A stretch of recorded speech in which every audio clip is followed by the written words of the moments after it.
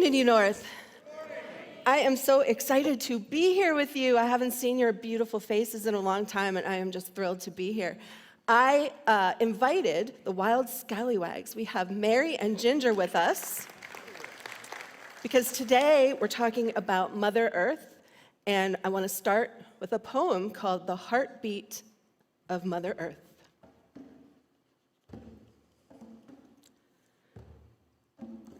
In the quiet of the forest, I hear it, the steady rhythm, the gentle beat, the heartbeat of Mother Earth. A song of life, a dance of feet, in every rustle of the leaves, in every whisper of the breeze. I feel her presence all around, a loving mother, profound and deep. Her heartbeat pulses in the rivers, in the mountains, in the skies, a sacred drum that never falters, a timeless song that never dies. With every step upon her soil, I feel her heartbeat beneath my feet, a reminder of our sacred bond, a connection that is ever sweet. So let us dance to her rhythm, let us sing to her ancient song, for in her heartbeat we find our home. In her embrace we belong. So, I want to welcome everybody that's watching online as well, and put in the chat where you're from, and you are as connected in this space as the rest of us. And so, today, we are talking about earth-based religions. So I had asked Richard several months ago if I could speak on Earth Day because I am passionate about trees. And I'll talk a little more about that later. All nature, but really trees. And so he said, well, that's really divine timing because we're doing an interfaith series, and that is Earth-Based Religions Sunday. So I said, all right, sign me up. And so that's what we're going to talk about today. And a little bit different, if you've been here the last couple of weeks, Richard's been doing a panel with some practitioners, experts in the various areas. I'm here today as the seeker.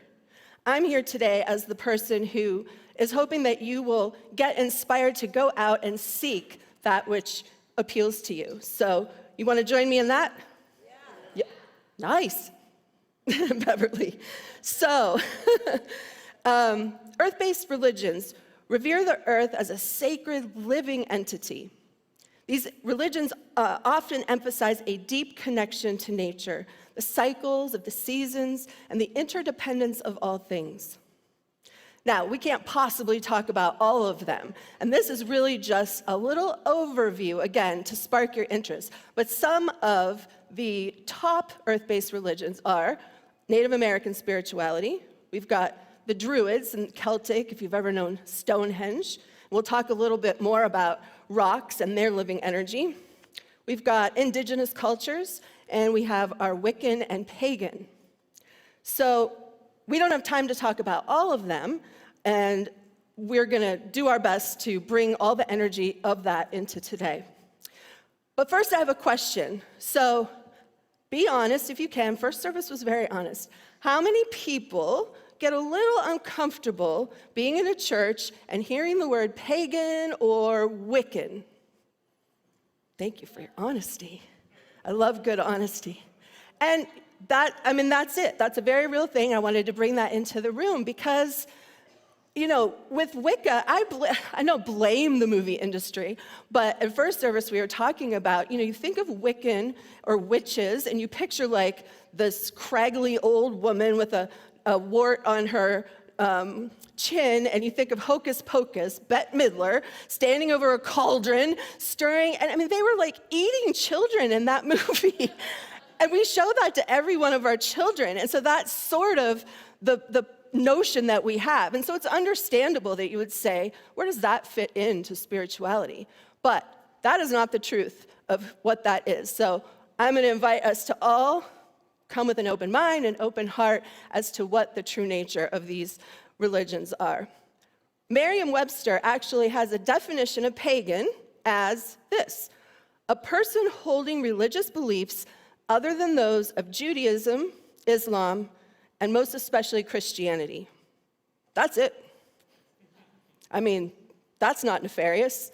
So it didn't become a negative or pejorative word until the Christians really realized that it was polytheistic in some instances, and that didn't go with their dogma. So pagan ended up becoming a heathen, or all those words that mean not of God. But how many people know that many of the Christian traditions are actually pagan? Ooh, look at that. So, and yell it out. You know me, we're co-creating this together. Yell it out, a tradition that's really pagan. Christmas trees. Yes, Christmas tree. What else? Easter eggs, right? So we'll start there. Easter celebrates the resurrection of Jesus, right? But as we know, a lot of these faiths are around the vernal equinox, whereas Lorelei, she could just get up here and say the whole thing. And did it ever occur to you in celebrating Easter, we just do it. We color the eggs, we hide them, and there's a bunny. What does a bunny have to do with Christianity? And it's like we just kind of accept it. So what I'm going to challenge us to do today is the sense of reverence of not just questioning things that we don't agree with, but questioning things from a place of curiosity, from a place of honoring and reverence by really looking at, where these things come from. But the Easter bunny, and that comes from let me get the word right, Ostara, a pagan festival, and she was the goddess of fertility and new beginnings. So that's where the eggs and rabbits come from. Now, Christmas, I'm sure most of you in this room know, but Jesus was not born on December 25th, pretty much. Oh, I knew you had it in you in the first row. She's my, laughing partner. Pretty much the spring is what they're thinking, but December 25th is the winter solstice. And so I was looking into which of the traditions are pagan, or came from pagan, and evergreen trees, decorating them, not Jesus, not those people. What else? Hanging your stockings and putting toys in there. That's from, where is that from? Oh, I don't remember. But the Yule log. And then the one I loved was mistletoe.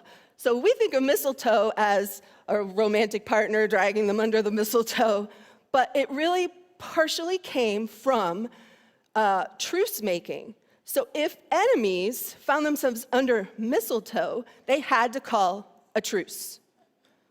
That's where it came from. So then I started picturing all these sworn enemies dodging the mistletoe, I don't want a truce, I don't want to be in peace.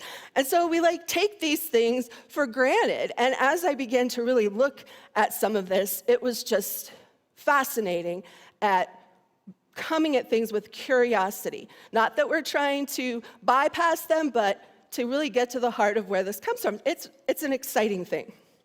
So we're going to talk about two, because we can't talk about all of them or we'd be here till 4 p.m. And the two we'll talk about today, Wiccan and then Native American spirituality. Now, for Native American spirituality, both of them deserve not only their own talk, their own month. And in November, I know this is the year of diversity, I have to believe that I'm sure we're going to talk more about that. So this is sort of our teaser for getting into a deep dive. But these two traditions actually have a lot in common, not only with each other, but with unity. So a short introduction to Wicca, and please get Bette Midler out of your mind. Who is the pretty one? Sarah Jessica Parker. Okay, so you can think about her for a little bit, but because, the casting spells and all that, it's just been taken to the wrong level, and we get to confront that, and we get to find out the truth, and we get to honor it. So Wicca is a modern neo-pagan or modern pagan religion that emerged in the mid-20th century and is based on pre-Christian traditions, folklore, and ceremonial magic. Wiccans often emphasize the importance of nature, which is what we're talking about today, the cycles of the season, which pretty much every earth-based tradition follows, and they also believe in karma. And it's interesting because the people that are like, oh, witches cast spells, one of the profound tenets of the Wiccan tradition is whatever you send out comes back to you 3 times. So what witch would ever send something bad out? That is just not the truth of who they are. And we do the same thing. Principle number 3. We believe in unity that our thoughts and words have creative power. So what we're sending out comes back. And if you've ever heard Richard talk about, things get pressed down, shaken up, that's all from the same thing. What we put out comes back. So that's our little intro to Wiccan. So Native American spirituality. It's important to note that I'm not Native American. I'm not an expert. And there's this notion where we want to honor, and the thing that I realized in this talk the most, in studying this, is the honor and reverence and the responsibility we have for that. Right now, we are standing on Native American land, 100%. And in this area, it's Etowah, we're everywhere, Cherokee, and so we can take a moment and honor that.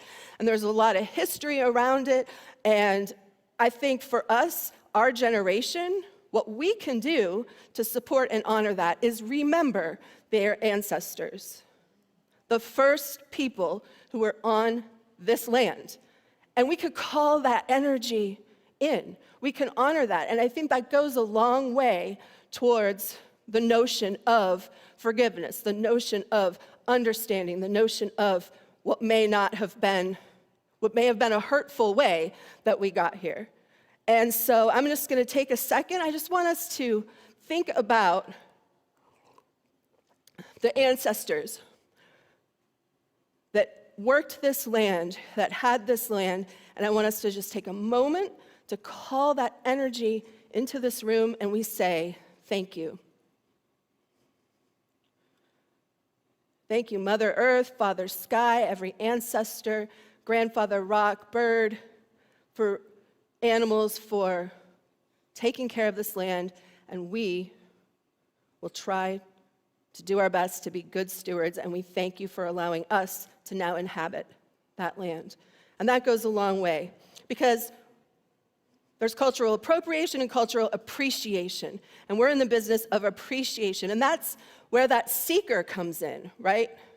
If we're seeking that information, we're seeking that knowledge, we get to be part of honoring that. And so that's where we're at today.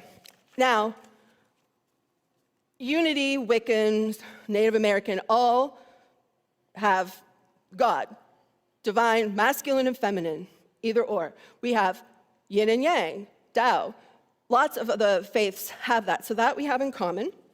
And the reverence for nature. Now, I asked Tempe, in good faith, I invite us, if we have a question about something, we go to the person with the lived experience, the expert, if you want to refer it that way. And so I called Tempe and I said, I want to make sure I'm on the right side of this. I want to make sure that what I'm saying is right. My heart is open, I'm curious, and I want to know.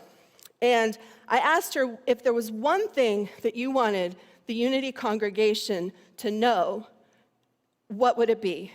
And she said that we are all connected, we are all related, we are all, it doesn't matter, white, brown, yellow, red. The ancestors understand there is no I, it is we. And so we could call that energy in as well. And also the notion of sharing versus giving. So the native people that were here lived in a communal society. If somebody needed something, what was yours was theirs, and vice versa. And then when the colonial times came, they said, well, that's a great idea, but it went from sharing to giving. Those who had may or may not give to those who need. And that's a bit of a different energy. And it reminded me that actually, in Christianity, Jesus, his followers, and we don't always talk about this. I didn't really realize this till in seminary we did a deep dive into the Bible. But in the book of Acts, those apostles they were the first socialists, actually. They really were. They lived a communal life. They shared everything. They didn't give to and fro. The people that came in, what was theirs, and that's in Acts. And I thought, see, it's all one truth, right? It shows up differently. So I want to talk about in Wiccan faith and religion, in Native American, in unity, there are symbols and traditions and rituals. And so I want to talk a little bit about the circle. The circle is very prominent in all of these. And the other thing that is prominent is things that we do, we might not realize where they came from. And so I had this really aha moment, because downstairs in the youth ed department, every week we do a sacred circle. And I went, oh, well, in the Wiccan tradition, anytime there's going to be a ritual, they do a circle, because within that circle is the safety and energy. And if you're here on Wednesday nights, what do? We circle up and we hold hands. And this is the one that really got me. When we do this, we did this for Richard, right? Native American. So if you get nothing else out of this talk, it's the idea that we honor these things by being willing to be curious. Because forevermore, when I send energy, I am calling in the ancestors, because I now have the framework that is coming from that faith. And that was really powerful for me. Smudging, most of us know that when we, the cedar, that one most of us know as Native American. But this, that's what we do, right? I didn't question it. Come to unity, energy. And so knowing where it came from is just a way of honoring it. So the medicine wheel, and if you want to put the slide up, is very prominent. I only have one slide today. It's maybe kind of hard to see. But this is a Native American medicine wheel, and as Tempe and I spoke, each tribe or nation has sort of their own version. So this is the Lakota version of it, but I thought it was the most easily, it's getting bigger.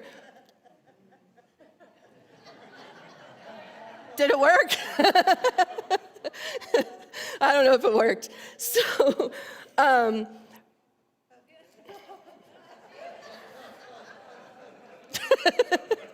still can't read it, but I have it here though. So, the colors and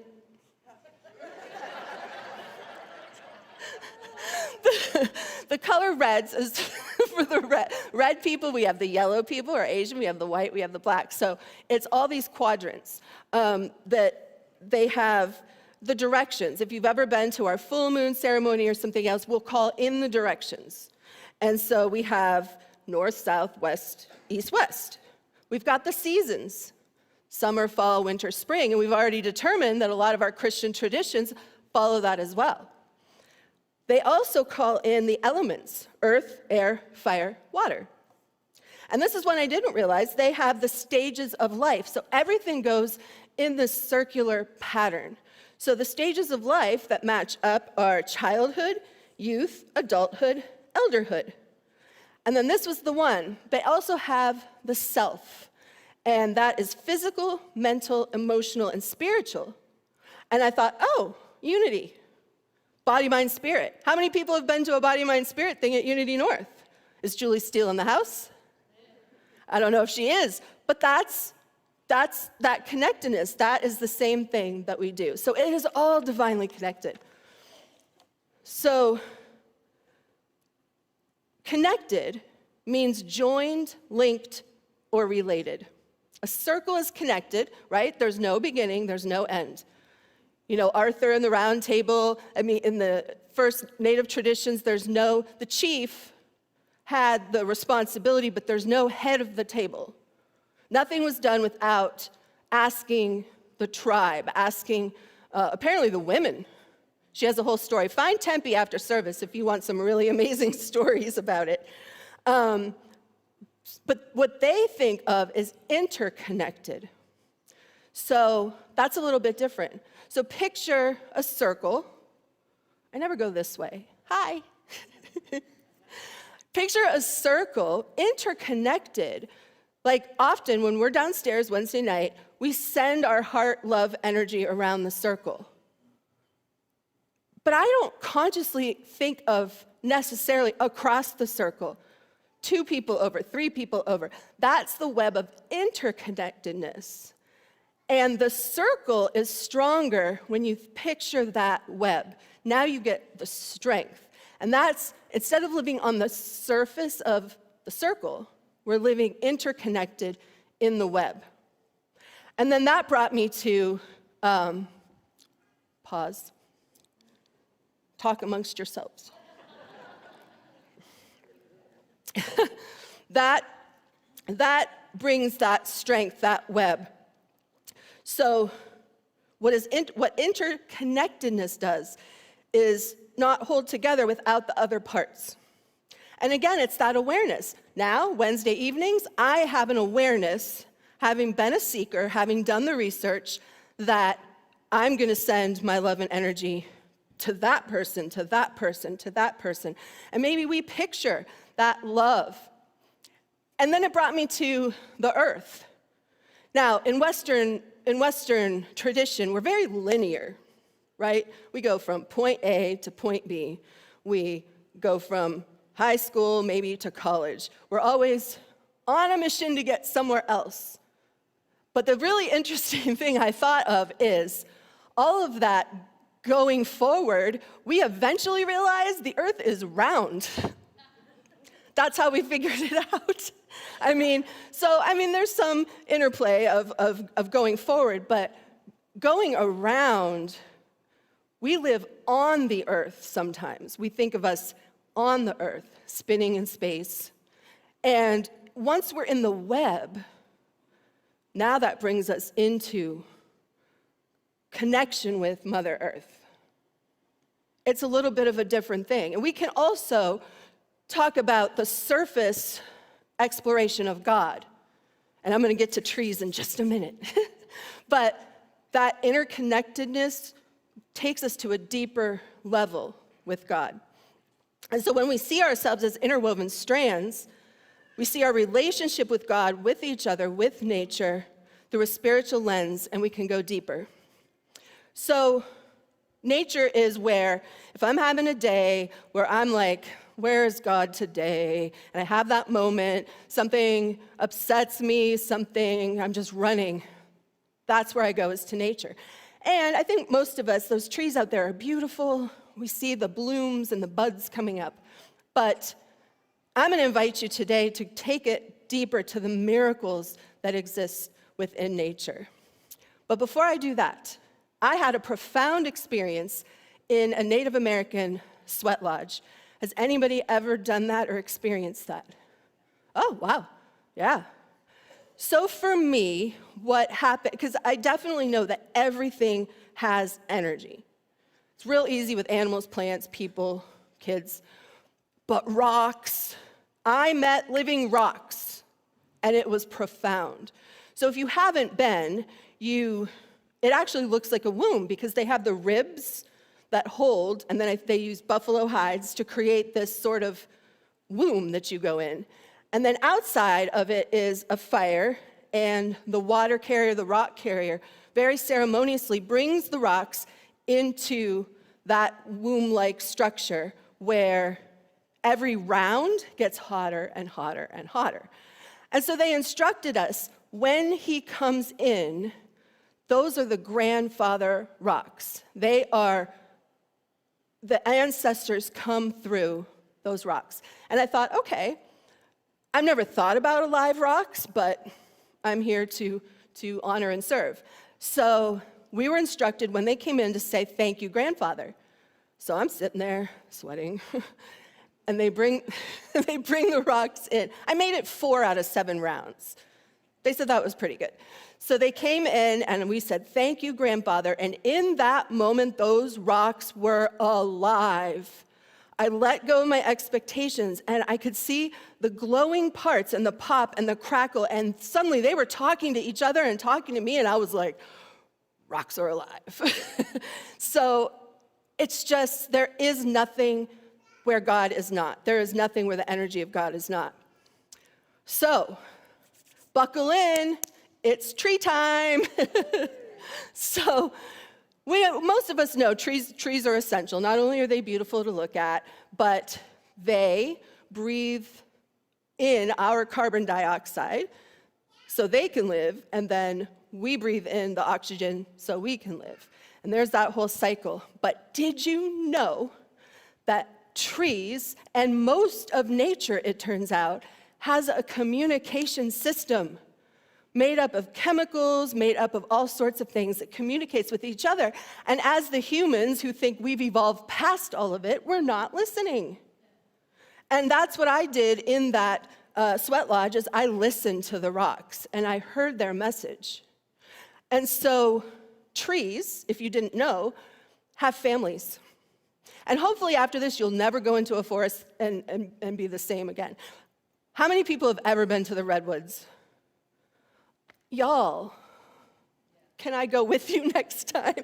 That is like my bucket list to stand, that one that you can drive a car through. Oh my gosh. If the universe is hearing, please send me to California. But they have families.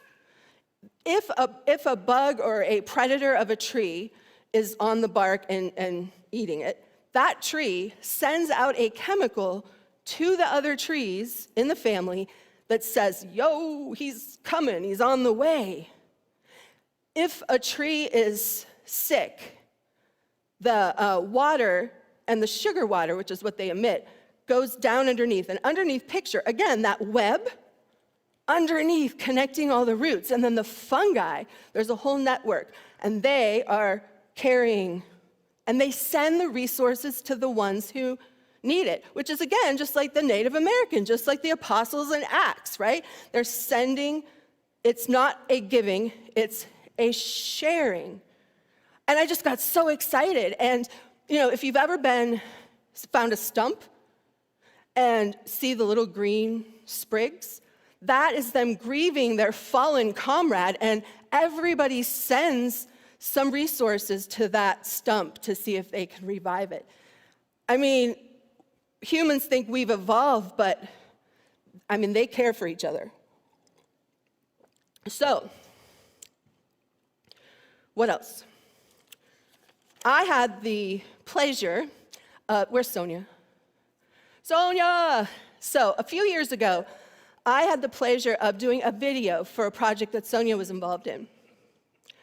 And trees sing. Did you know? They sing.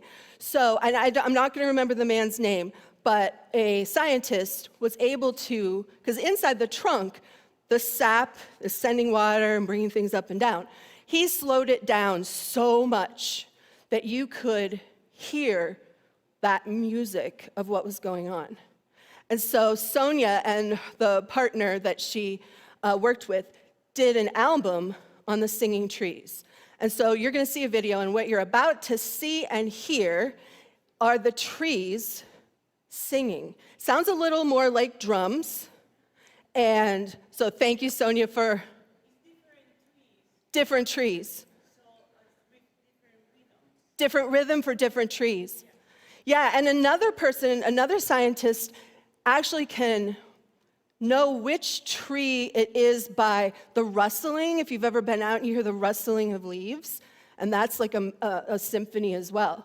So we're going to do a short video all about the singing trees.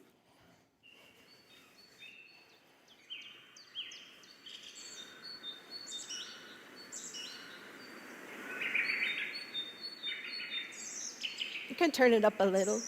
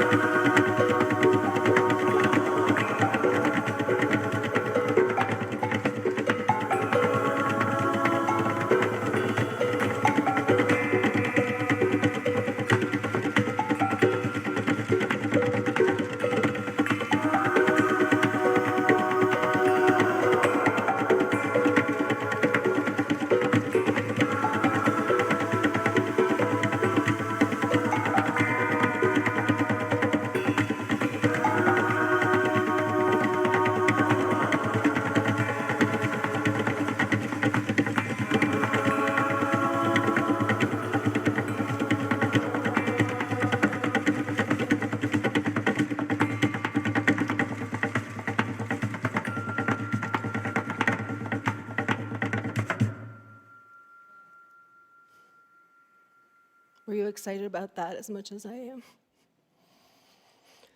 So,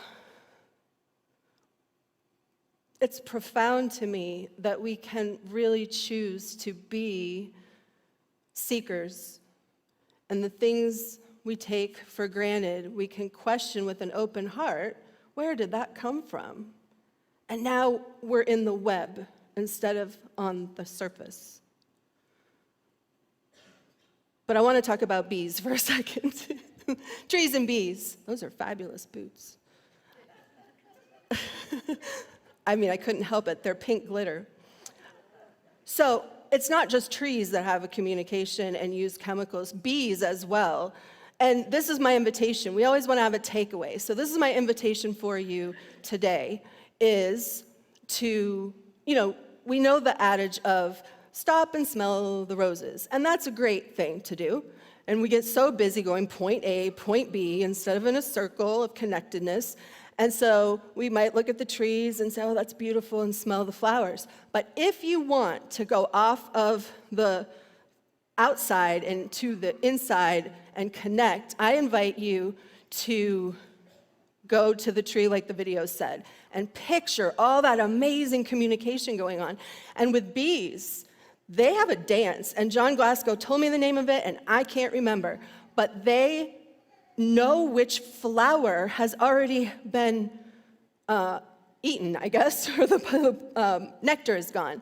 And so they communicate with each other, and the flower communicates, and it emits a chemical that says, oh, no, the restaurant's closed. And so they do this whole dance and buzzing to go to the next one. Everywhere in nature, this communication is happening.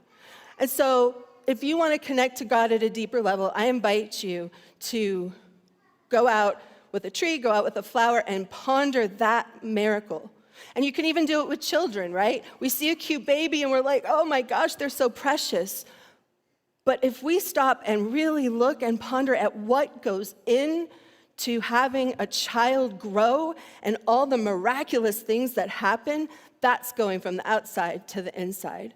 And so I know for me, that has really deepened my spirituality.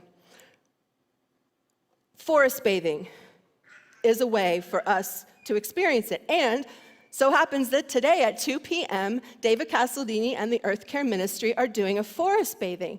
And in Japan, this is a prescribed preventative medicine prescription, is to go out into the forest with your bare feet, because it turns out there's science in that too. Our cells are specialized to conduct electrical impulses. The human body carries a slight positive charge.